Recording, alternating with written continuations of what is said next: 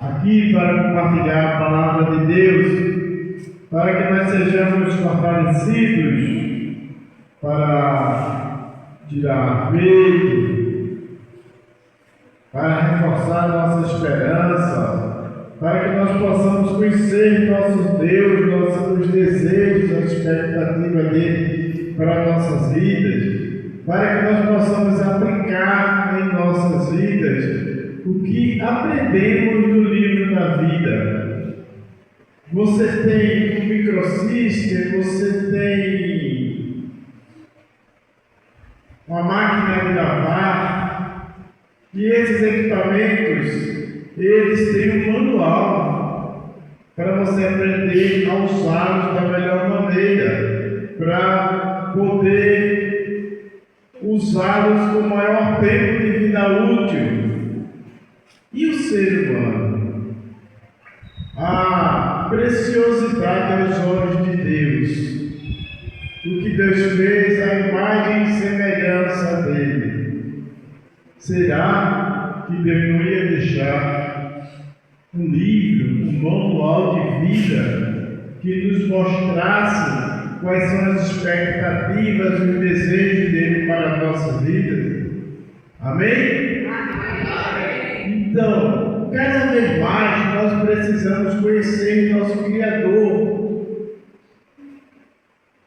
Eu acho lindo um filho que ele conhece tanto o pai, que ele diz: meu pai é assim, meu pai não gosta disso, eu sei que ele se agrada com isto, e ele gostaria que eu fosse por esse caminho. Eu nem gosto muito, mas eu vou fazer porque ele está pedindo. E é uma relação bonita entre pai e filho quando é desse jeito. E é o que nós devemos buscar, ser assim com Deus. Amém? Mas você concorda que nós só podemos ser assim com Deus se nós conhecermos de Deus? E nesta mensagem Deus colocou no meu coração o Espírito Santo, que Ele que move, Ele que dá unção, Ele que unge, Ele que faz agir, Ele que faz acontecer. Ele botou no meu coração para trazer sobre o que nós aprendemos sobre o livro de Neemias e como nós podemos aplicar em nossas vidas. O apóstolo Paulo ele vai dizer que, mesmo que ele tivesse o maior conhecimento do mundo, se ele não tivesse amor, ele era vazio, era feito um sino que bate e só faz aquela zoada, mas é oco. Então, se a gente tiver conhecimento, mas não tiver o Espírito Santo, se a gente tiver conhecimento, mas não tiver o desejo de praticar aquilo na nossa vida, para refletir Jesus, nada vai estar acontecendo. Então, que Deus possa estar visitando cada coração neste momento, que está aqui para buscar, para aprender dele, provocando a mudança, provocando a transformação que Ele deseja em nossas vidas e que só vem através do conhecimento da palavra de Deus. Amém?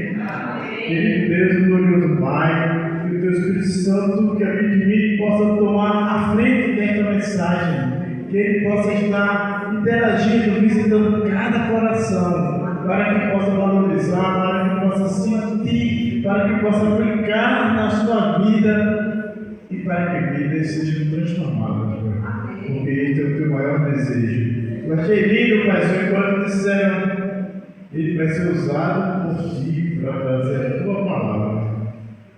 E eu, humildemente, mesmo com os meus defeitos, mas pela tua misericórdia, tu me elegeu, me colocou para estar levando a tua palavra aos corações.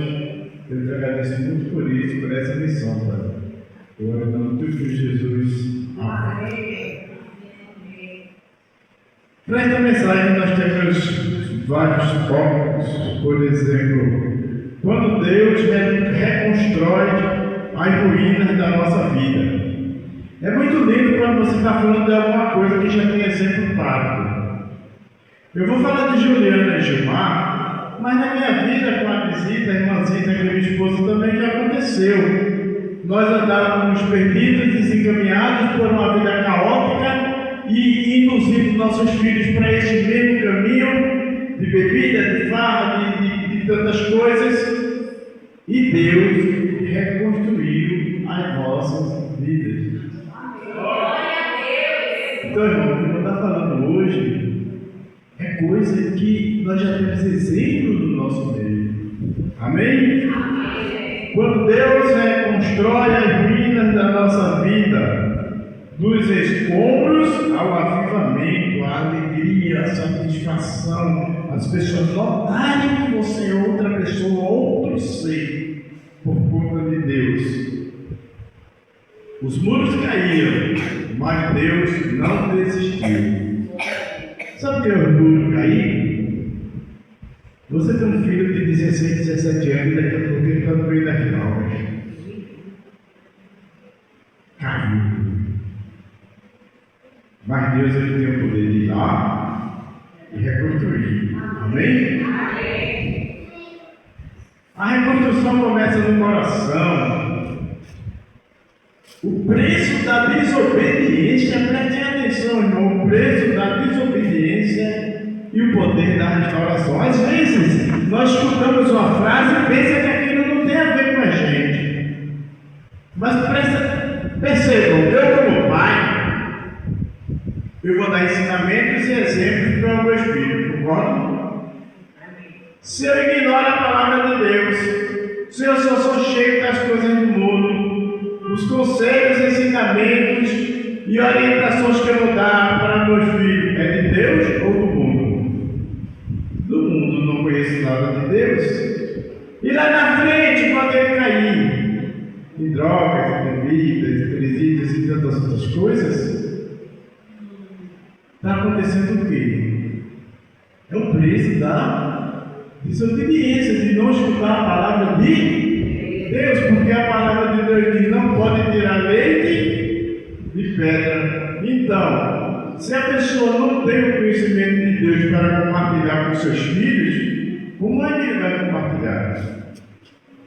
Então o pai está cheio de amor, mas está ensinando de uma maneira errada. Mas a palavra de Deus, ainda nesse tópico, vai falar: a desobediência tem um preço, mas também existe o poder da restaurar, e é o que nós lemos e aprendemos no livro de Neemias, e é o que eu compartilhei com vocês na minha vida, e também a Juliana compartilhou da vida dela com o esposo Gilmar, nosso querido irmão que está distante, mas ele disse: vai começar o culto daqui a pouco, né?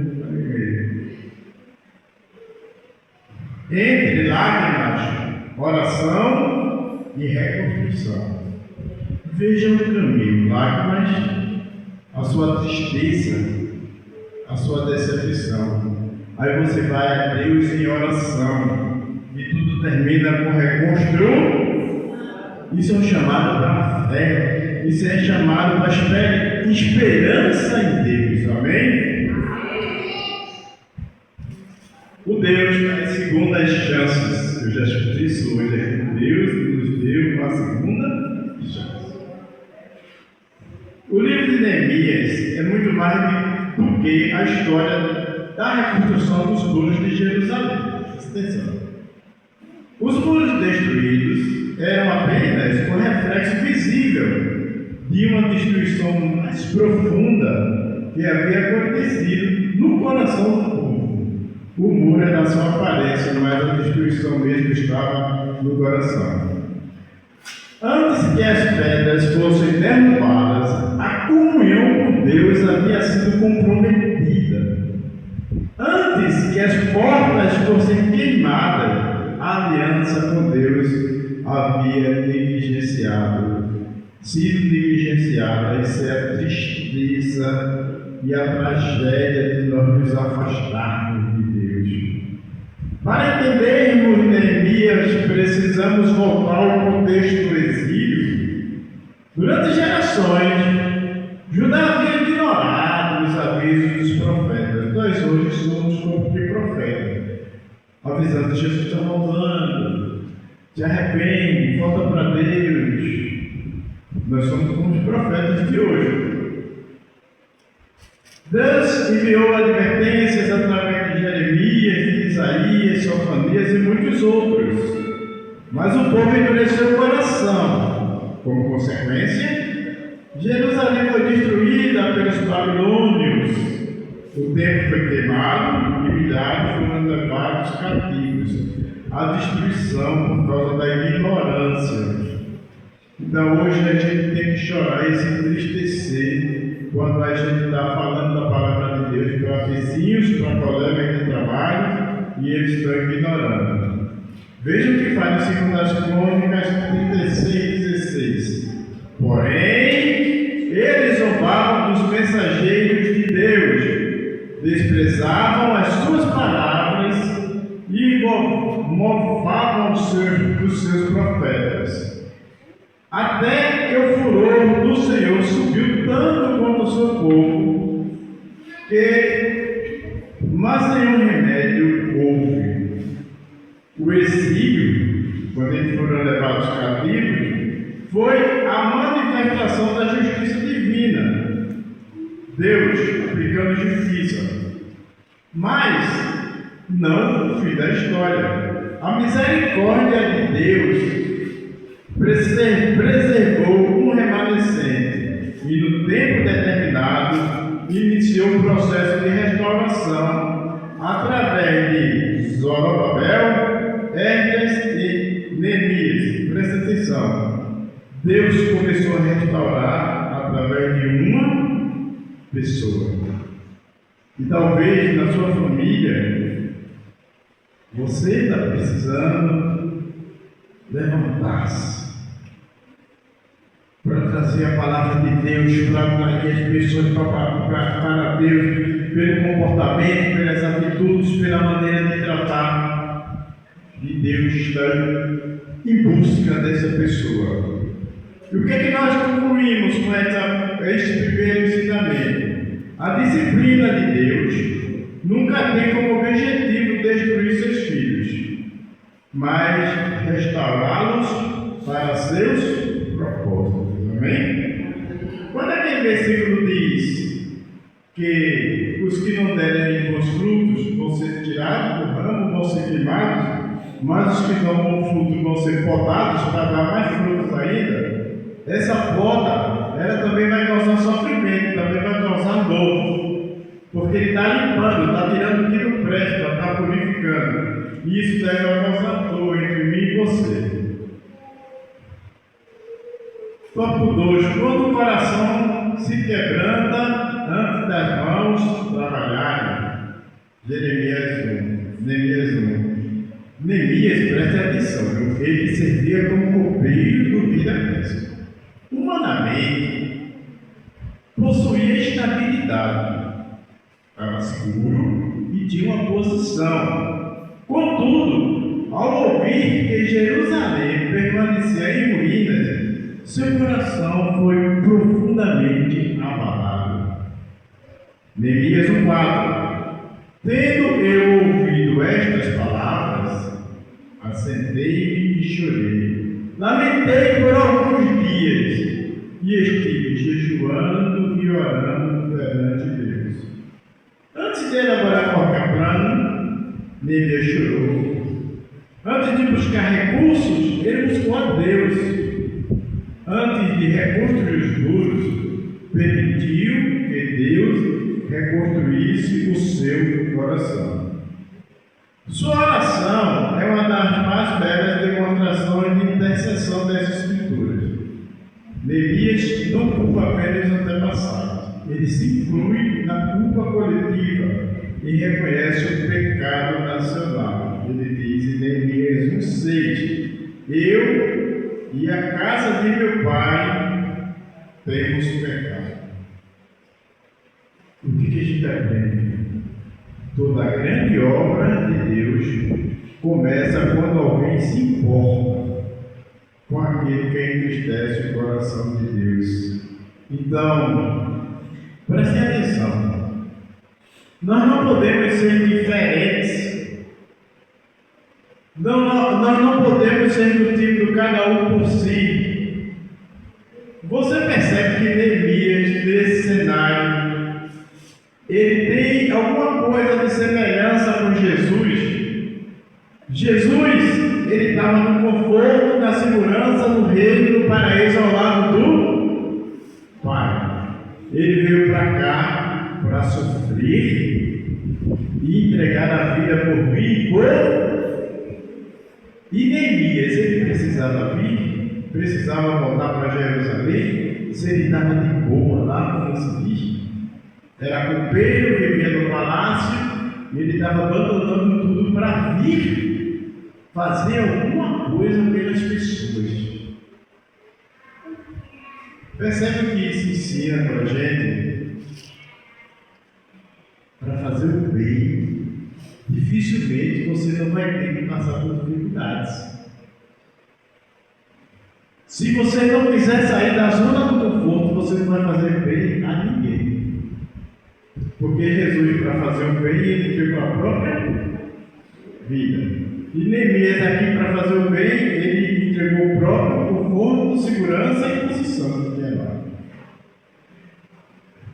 Se você quiser aplicar isso na sua vida, se nós quisermos aplicar isso na nossa vida, nós vamos pensar: eu vou sair daqui nada, eu vou dar para aquele fim de ano só para ajudar. Mas se procuro isso, ele que resolva por lá, nem não.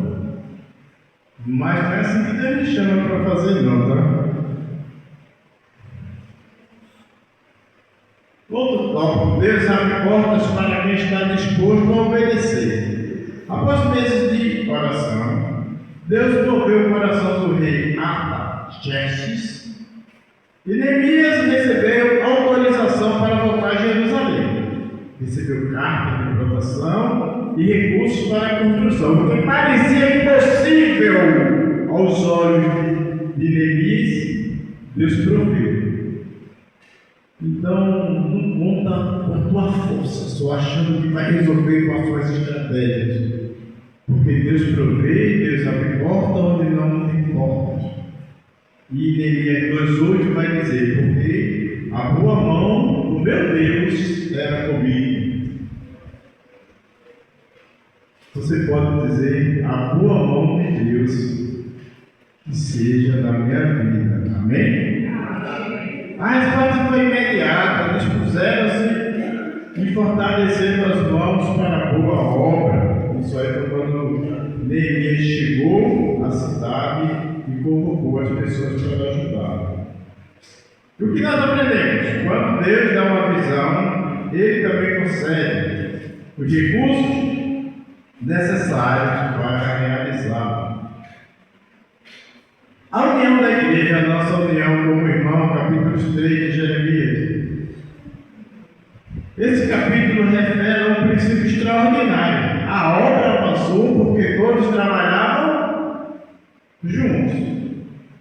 Então, como comunidade cristã, como irmãos, como pessoas que querem ver a obra de Cristo crescer, nós temos que estar cooperando e dando o nosso melhor.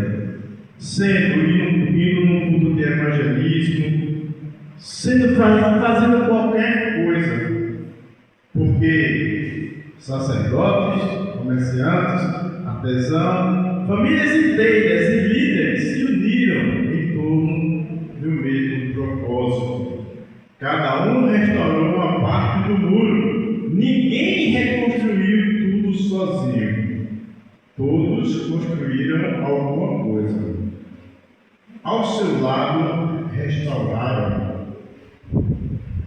Escuta, o reino de Deus avança quando cada pessoa assume sua responsabilidade na obra.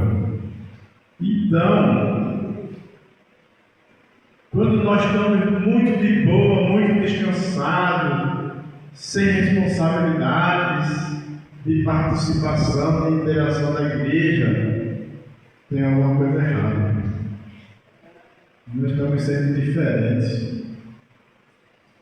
Quando o líder ele consegue juntar, trazer ânimo, trazer entusiasmo, dedicação de cada um querendo dar o seu melhor, as coisas fluem ou não? As coisas fluem, né?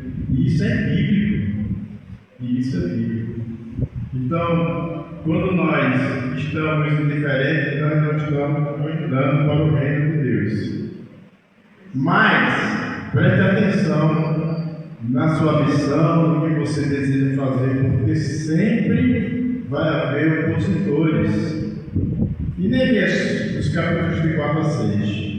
Assim que começou a obra, surgiram os opositores, Sanbalate, Tobias e Gesem. Tentaram interromper o projeto, através de zombarias, intimidações, ameaças, falsas acusações e distrações. O irmão Marcos ele costuma muito dizer: quando a gente está firme, trabalhando na obra de Deus, o inimigo vai se levantar para tirar nosso foco, nossa atenção. Veja, eu estou falando de uma coisa que aconteceu há mais de 2000 anos, mas acontece hoje, é uma coisa muito atual. Eles diziam assim, ó, eles também, hoje, as pessoas também tiram onda com a gente, fazendo gozação. Esses três, Sanbalate, Tobias e Gesem, diziam: que fazem estes fracos judeus? Está em Neemias 4:2. Neemias respondeu, fortalecendo a oração e intensificando o trabalho. Então nós vamos responder com oração e com mais dedicação, amém? Glória a Deus. Deus está conseguindo passar para você o caminho para seguir, como é a estratégia.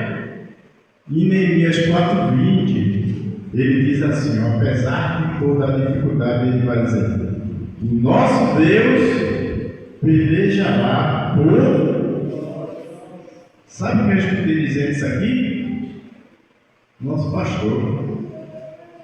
Antes da operação, aí ele estava falando que não tinha o valor completo ainda, era 6 mil, só estava em 1 e pouco, mais ou menos, e ele disse aqui no culto: Deus está pelejando por a gente, Deus vai sofrer. Amém? Glória a Deus. Mais tarde, os inimigos tentaram atrair para reuniões fraudulentas, coisas para tirar o foco. E ele disse em Neemias 6:3: estou fazendo uma grande obra, de modo que não poderei descer, porque o foco na coisa de Deus. Então, o que nós aprendemos? O que é que Deus deixa para a gente? O inimigo sempre tentará parar você, pode ser pela força, mas muitas vezes tentará destruí-lo daquilo que Deus nos chamou para fazer. Isso é uma coisa tão sutil, irmão. Uma viagem, você está na igreja, você está firme, está começando a ter oportunidade, você vai sair de água, não aparece uma viagem que quebra todo o fluxo que estava acontecendo. E aí a gente está orando, pedindo a Deus discernimento para fazer pela vontade dele e não pela nossa. E outra vez, como Moisés disse: se fores a minha frente, se for tua vontade, senão nem me deixa aí não.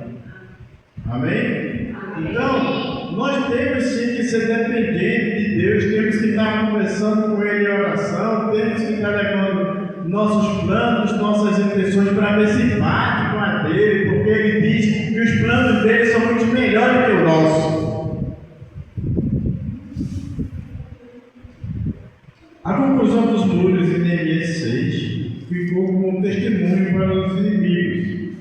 Apesar de toda essa oposição, os muros foram concluídos em apenas 52 dias. Em Neemias 6:15, acabou-se, pois, o muro aos 25 dias de Elul, em 52 dias. A reação dos adversários foi reveladora. Reconheceram que, por intervenção de nosso Deus, é que fizemos essas obras. Neemias 6:16. Quando Deus está à frente da obra, até aqueles que resistem são obrigados a reconhecer sua mão. Então, eu tenho muito esse exemplo da minha família, porque as pessoas não imaginavam jamais que a minha família ia se transformar da maneira que foi transformada. Minha filha Sandra Vita, meu filho é pastor, uma igreja muito grande lá em Uberlândia, já preguei nessa igreja também, mas nós éramos feito folha seca. E eu disse que se o pai não tiver o conteúdo, ele vai direcionar o filho para o lado errado. E eu servia de exemplo para meus filhos beberem, eu servia de exemplo para meus filhos estar fumando, estar no barzinho. Então, pai, mãe, enquanto é tempo, enquanto seus filhos estão em idade, aprenda de Deus, se alimente de Deus, se fortifique de Deus, para você ter como salvar seus filhos. Amém? E alguns que não me resistissem, mas que não acreditavam, tiveram que reconhecer que era de Deus. Uma pessoa chegou para mim e disse: esse é quando tu aceitasse Jesus? Isso é quando te paga, mudou 2 vezes. Disse para mim. Depois ele teve que reconhecer. E Neemias 8, a palavra de Deus é que produz o verdadeiro avivamento. Depois que os muros ficaram prontos, aí começou a restauração mais importante. Veja que não é a aparência. Os muros já estavam prontos, mas aquilo era só aparência. As pessoas continuavam longe de Deus, sem entender a palavra direito, desobedientes. Então apareceu Esdras para trazer a palavra. Ele vai dizer: eu me decidi a estudar para aprender a palavra de Deus, aplicar na minha vida, no meu dia a dia, e depois ensinar aos israelitas. Talvez a minha e a sua família precisam que nós assumirmos esse papel. Aquela posição de que deixa ele para lá, ele para lá e a gente para cá, você não está trabalhando para o reino de Deus. Então tem que pedir a Deus estratégias e maneiras de ir liberando palavras, explicando e ensinando, porque se assim não conseguir, por indiferença e distanciamento, é que não vai conseguir mesmo, amém? Esdras reuniu o povo e leu a lei diante da congregação. Leram no livro, na lei de Deus, claramente, Neemias 8:8. Nós vimos na escola dominical que eles ficaram, se não me engano, foi 4 ou 6 horas aprendendo da palavra de Deus ali. Eles perceberam o quanto haviam se afastado do Senhor. A irmã chamou a atenção para esse fato na escola dominical. Mas Neemias os encorajou. A alegria do Senhor é a nossa força. Neemias 8:10. Percebam como é maravilhoso, como é bom você conhecer de Deus, saber o contexto e você ser amigo de Deus. Quanto mais conhecemos de Deus, mais amigo de Deus somos. Quando você vê esse versículo, a alegria do Senhor é a nossa força. Você não tem a mínima ideia de qual é o contexto, não tem a mínima ideia do que é que está sendo dito. Você está com um século no escuro que levou uma pancada na cabeça. Mas agora o Papai do Céu trouxe vocês e vocês já sabem porque estava sendo dito isso. Amém? Amém. Estava sendo dito isto porque estavam longe, diferentes, longe da palavra de Deus. Já havia sido reconstruído o muro, então aparentemente estava tudo bem, mas eles estavam vazios. Eles estavam com o espiritual fraco. E quando eles se voltaram através de Esdras para aprender e se encher da palavra de Deus, como Deus está provendo para mim e para você agora, eles chegaram à conclusão que a alegria do Senhor verdadeiro avivamento não nasce da emoção, nasce do confronto com a palavra de Deus. Em Neemias 9, ele vai nos ensinar sobre um arrependimento que vai produzir a transformação. Capítulo 9 apresenta uma das maiores orações de confissão de toda a Bíblia.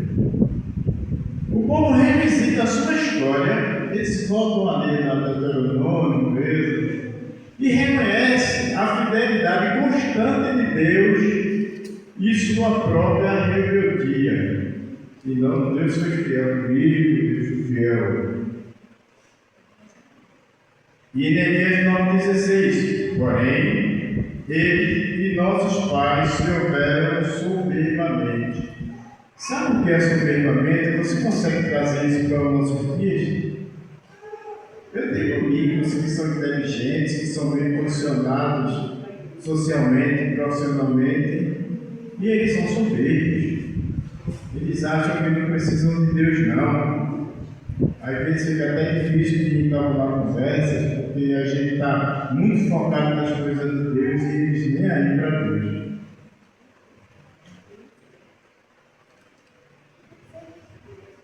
Mesmo assim, eles sendo soberbos, a misericórdia de Deus divina prevaleceu. Em Neemias 9,17. Tu, porém, é Deus perdoador, clemente e misericordioso. É ou não? Foi ou não? Nasceu ou não com a tua vida? Perdoador, clemente e misericordioso. O arrependimento verdadeiro acontece quando paramos de justificar nossos erros e começamos a confessá-los diante de Deus. Nós estávamos comentando aqui na escola dominical sobre os pecados não confessados. Vai lá no teu baú, no teu coração, vê qual é esse pecado que tu não está confessando, conversa com Deus. Cara a cara mesmo, na sinceridade de Deus, eu não estou conseguindo me livrar disso. Eu queria ser diferente, porque eu sei que a sua palavra não pede para ser desse jeito. Porque para ser purificado, precisa confessar o pecado a Deus. E isso daqui foi a hora de hoje. 12 grandes corais caminhavam sobre os muros de Jerusalém, celebrando a fidelidade divina. Ofereceram naquele dia grandes sacrifícios e alegraram, porque Deus os alegrara com grande alegria. Neemias 12:43. A alegria era tão intensa que podia ser ouvida de longe. E hoje nós estudamos, aprendemos, vem com a escola dominical.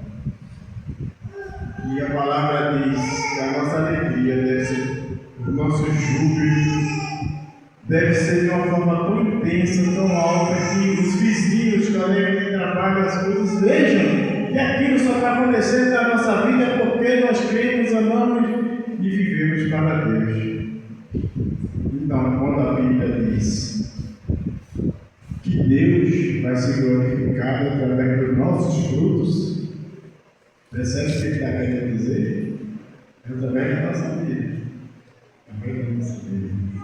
Então, toda restauração genuína deve resultar em adoração e gratidão ao Senhor. Então, o mínimo que a gente pode fazer é ver a igreja como ação de adoração e gratidão. Agora, isso foi comentado também hoje. Realmente, nós, como seres humanos, estamos suscetíveis a quedas constantes. Não é porque nós superamos um problema que nós não iremos cair em outro. Percebam em Neemias 13. Depois de toda a restauração, o povo voltou a relaxar espiritualmente.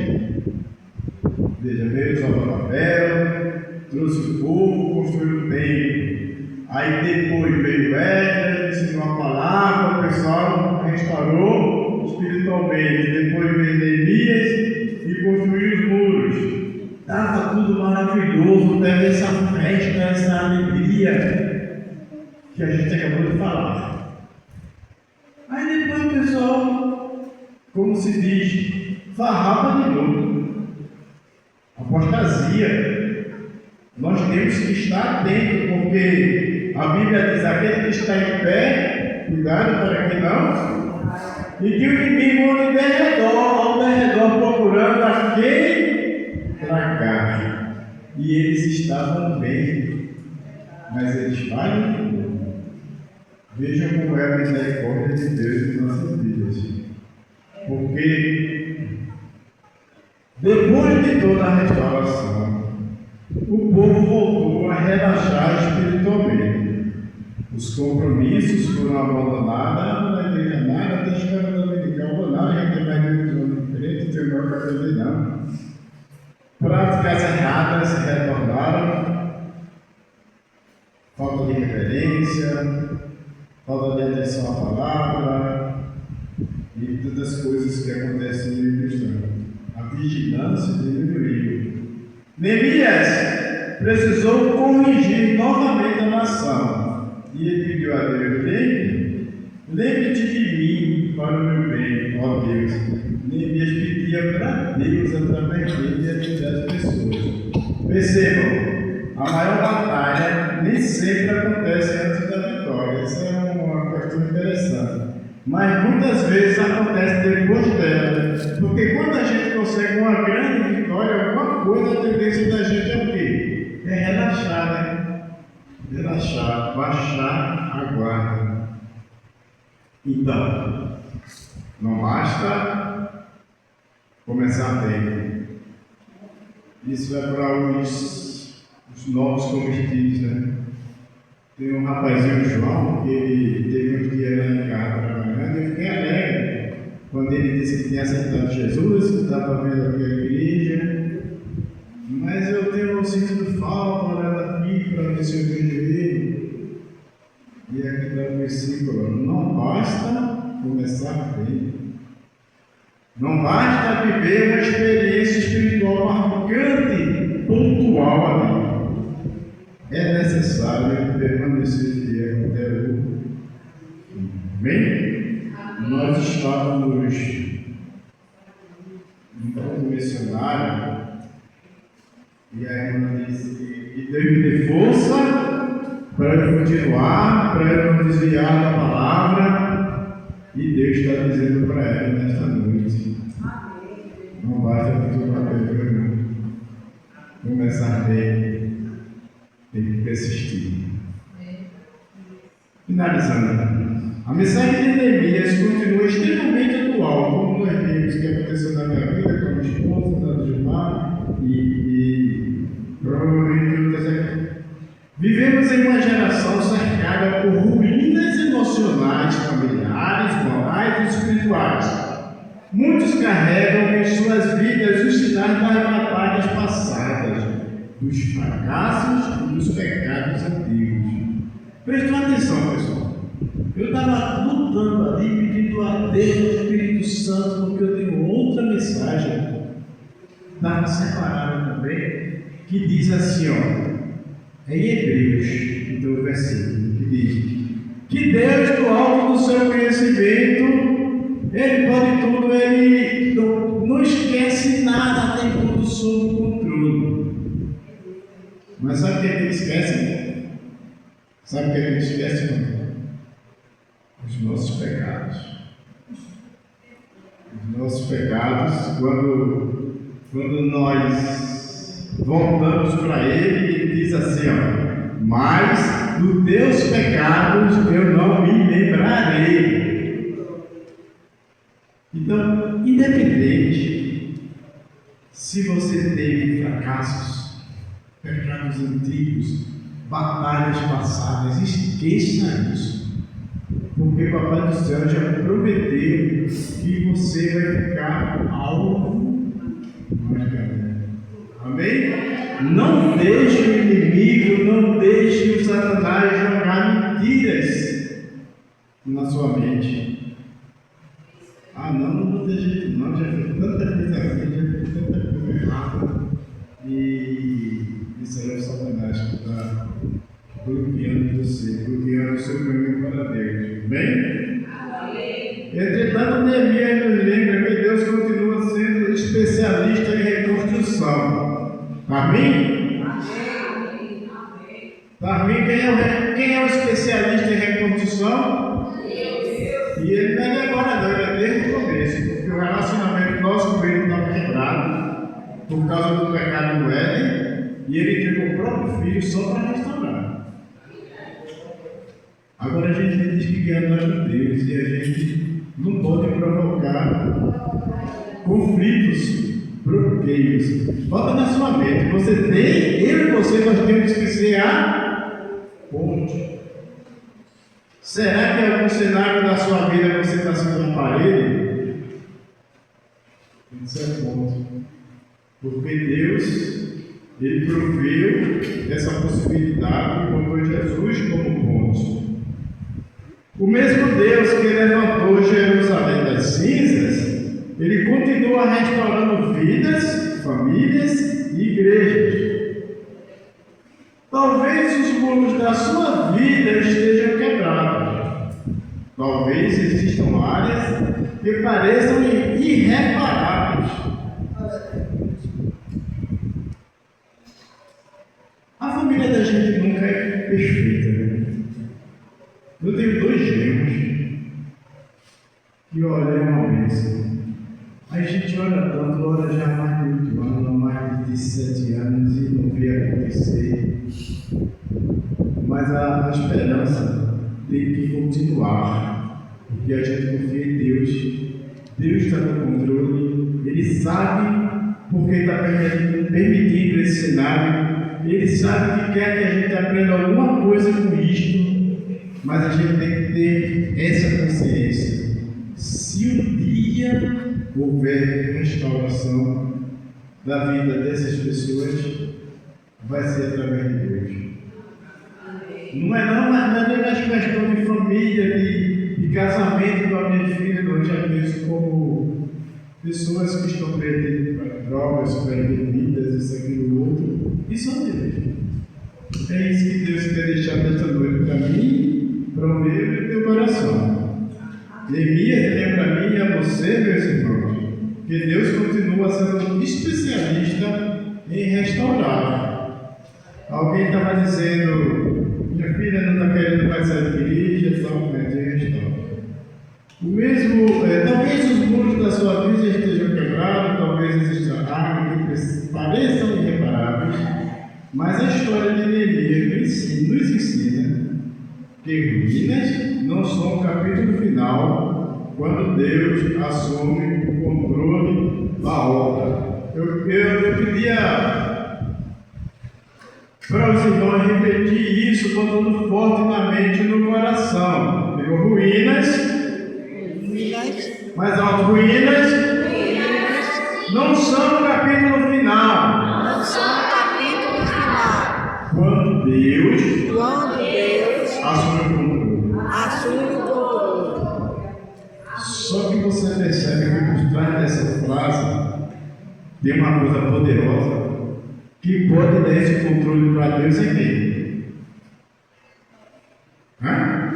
Quem pode dar esse controle para Deus?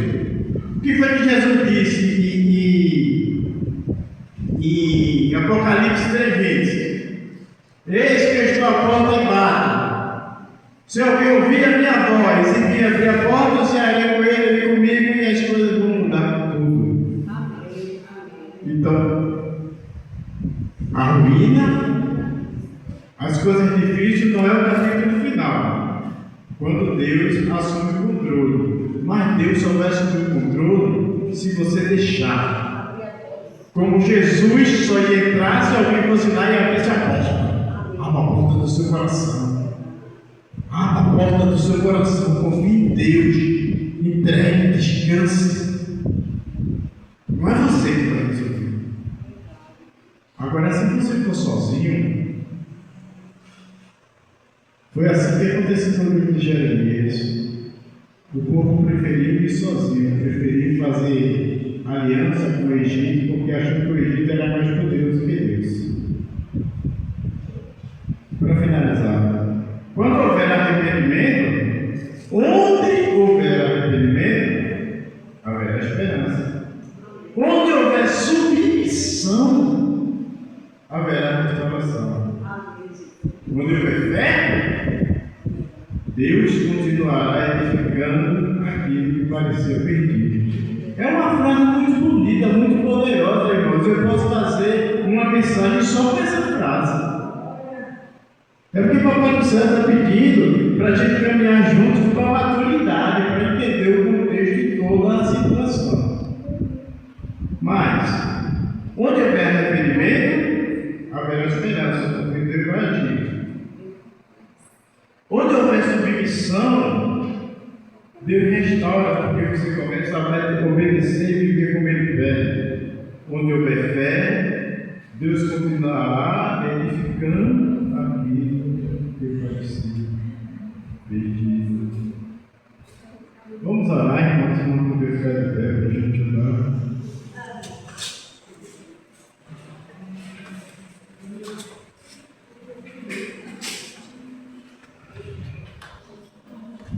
Senhores queridos, Senhor Deus e Pai, hoje nos colocamos diante de Ti, Pai, reconhecendo que muitas vezes nos parecemos com Jerusalém em ruínas.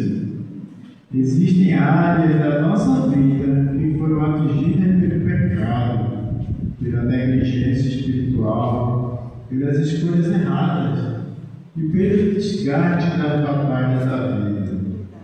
Pedimos que nos dê os olhos de Neemias para enxergar aquilo que precisa ser renovado em nós. O coração de Neemias para sentir a dor do que te entristece e a perseverança dele para não desistir diante das oposições.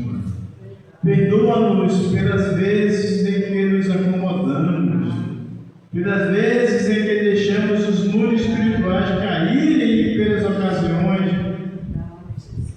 em que permitimos que o inimigo encontrasse brecha em nossa vida. Na força a cada irmão aqui presente, Pai, para que possa estar fechando as brechas para não dar autoridade de ação do inimigo na vida deles. Reconstrói nossa comunhão contigo, reconstrói nossas famílias, reconstrói nossa paixão pela tua palavra, reconstrói nossa vida de oração, reconstrói nossa necessidade. Paizinho, percebe que aqui nós não estamos pedindo nada de bens materiais. Reconstruir nossas famílias, reconstruir nossa paixão pela tua palavra, aquele amor, aquela sede de buscar e aprender de ti. Reconstruir a nossa vida de oração. Hoje foi dito aqui, Paizinho, sai dos atos para orar, reconstrói a nossa santidade. Livra-nos das distrações de Sambalá e Tobias dos nossos dias. Dá-nos discernimento para não abandonar a obra que o Senhor nos confiou. Que possamos viver de tal forma que as pessoas ao nosso redor reconheçam a obra realizada em nós, que a obra realizada em nós foi feita pela tua poderosa mão. Como a irmã falou hoje. E quando a reconstrução estiver concluída, toda honra, toda glória e todo louvor pertencem somente a Ti. Em nome de Jesus. Amém. Percebam uma coisa. A irmã disse: teus amigos, teus vizinhos, teus famílias mais externa, mas tudo que fez foi Jesus. Não foi assim? Glória a Deus, queridos amigos. E Paizinho, que essa palavra possa causar reflexão, busca por Ti e o que Tu mais deseja. uma comunhão, uma vida consagrada, e cada vez mais do sentido que nós estamos te buscando e amando e estando alegres por estar na tua presença. Abençoe os meus irmãos.